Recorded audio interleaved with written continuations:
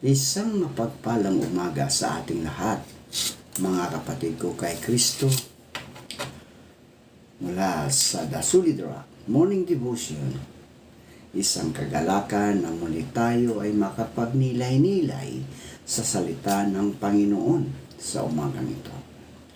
Mga ilang minutong pagninilay-nilay na naway maging simula ng ating mga araw na may kagalakan, kapayapaan, at panibagong lakas mula sa Panginoong Hesukristo. Ito po ang ating pang-araw-araw na pagkain ng ating kaluluwa. Ang mga salita ng ating Panginoong Hesukristo.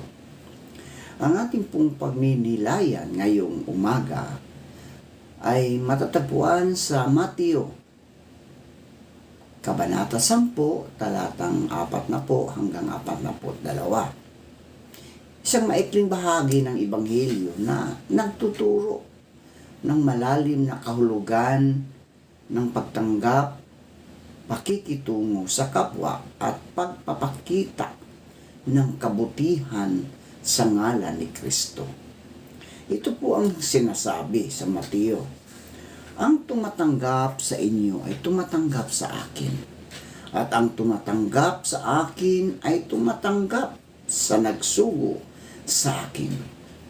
Ang tumatanggap sa akin, propeta. Dahil sa siya ay propeta, ay pagtanggap ng gantimpala o nauukol sa isang propeta. Ang tumatanggap sa isang matuwid na tao, dahil sa siya ay matuwid, ay tatanggap ng gantimpalang nauukol sa isang matuwid.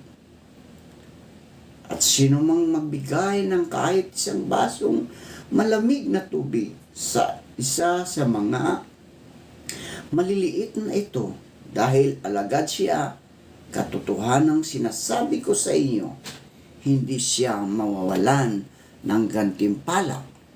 Pinagpala na po tayo sa pagkabasa at pagkarinig ng kaniyang mga salita. Saglit po tayong manalangin. Ama naming Diyos na makapangyarihan sa lahat, kami po ay lumalapit at nagpakumbaba sa iyong harapan na humihingi ng kapatawaran sa aming mga nagawang pagkakamali, O Diyos. Patawarin niyo po kami, Panginoon, at bigyan niyo po kami ng karunungan upang kami, O Diyos, ay patuloy na makasunod sa iyong kalooban, at gabayan niyo po kami sa lahat ng aming mga ginagawa. Aming itinataas sa inyo ang aming mga kaibigan na nasa banig ng karamdaman. Abutin niyo po sila, O Diyos, at pagalingin dahil sa mga karamdaman, Panginoon. Panginoong Hesus, lumalapit po kami sa iyo ngayon upang idulog ang mga katagalingan ng may mga sakit, O Diyos.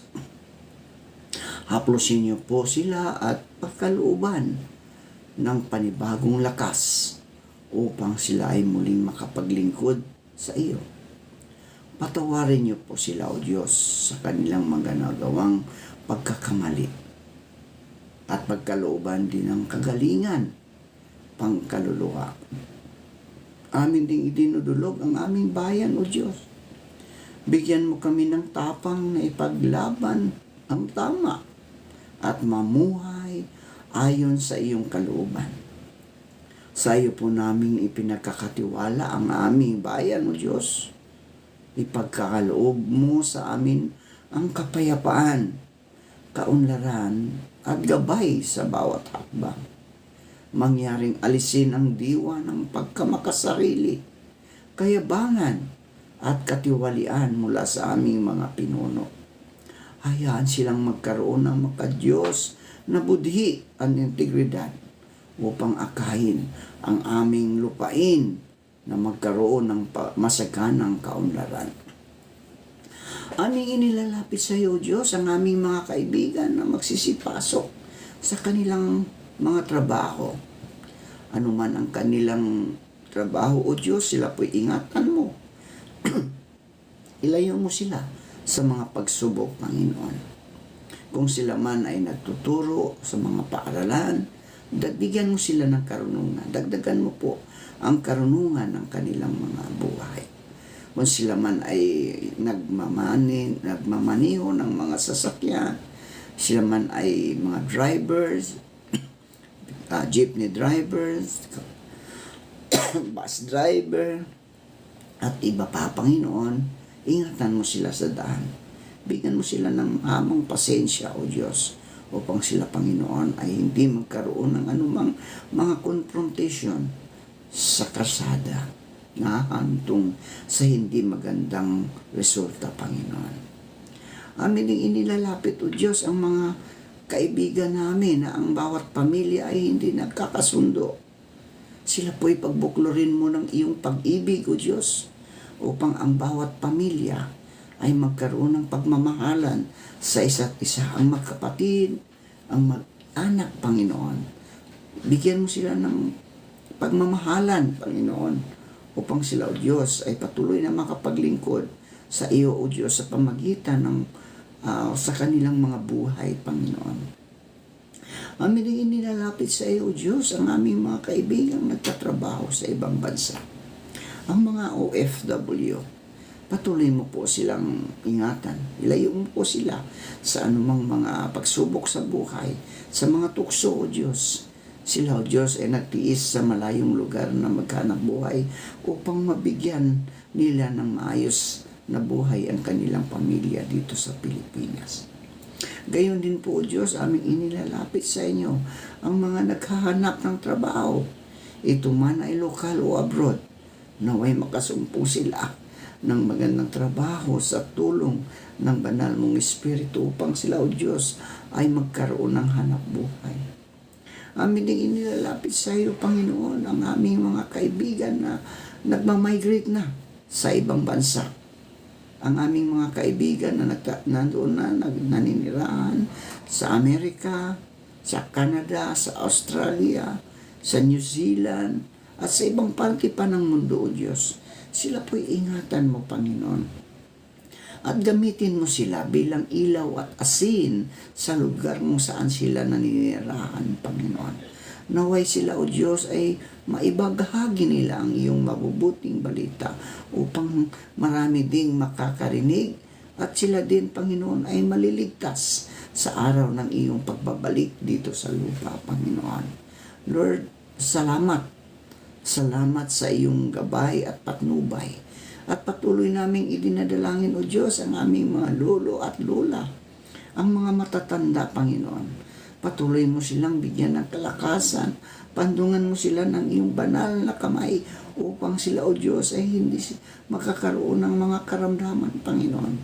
Tulungan mo sila, O Diyos, na makapag-contribute sa aming bayan ng maganda.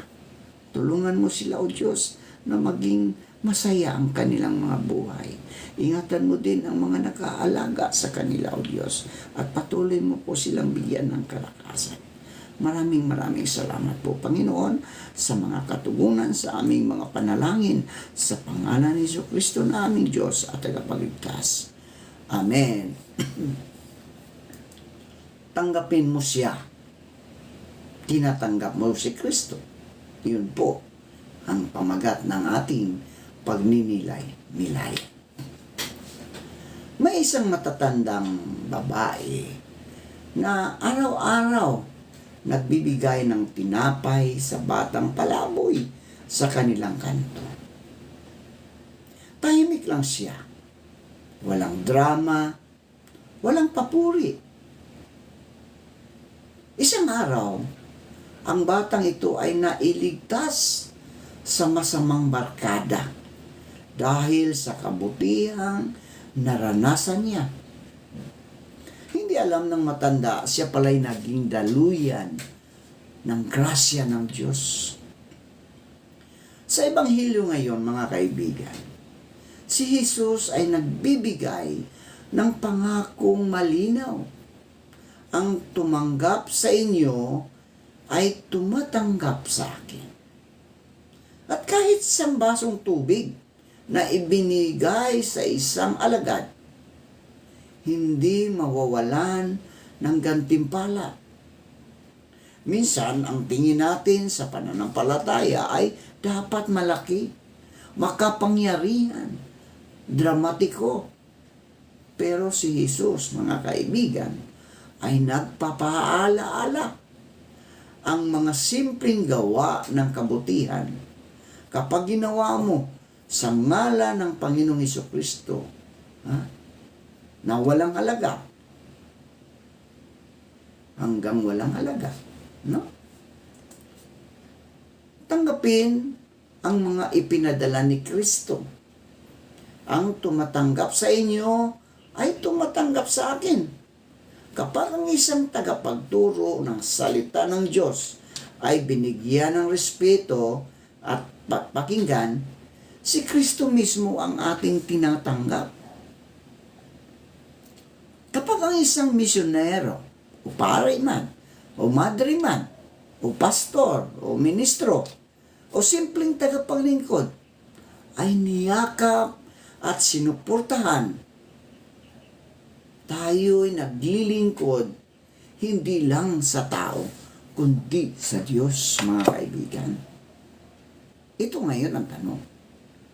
Tumutulong ba ako sa mga alagad ni Kristo? Pinapakinggan ko ba ang kanilang mensahe? O tinatanggihan ko sila dahil lang sa panlabas na anyo o kahinaan nila?